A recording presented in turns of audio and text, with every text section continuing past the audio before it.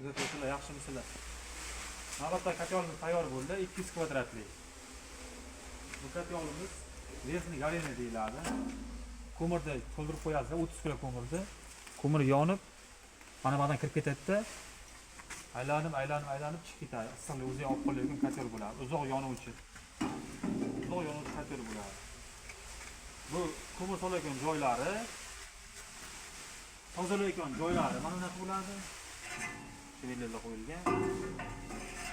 Mana bu yerdan olsa gaz yoqib qo'ysa bo'ladi.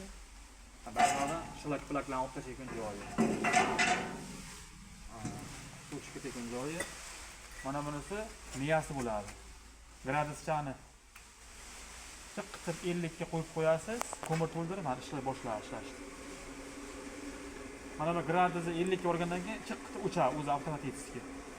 Mana shunday ishlaydi, shunaqa prinsip. Tozalayotgan joylari, bu ham tozalayotgan joylar, tiplarni tozalayotgan joylar. Bu chiqib ketayotgan demaxotga deyiladi, bunaqa joyi bu. Katyolimiz bosh tuzilishini shunday oling gapiradi.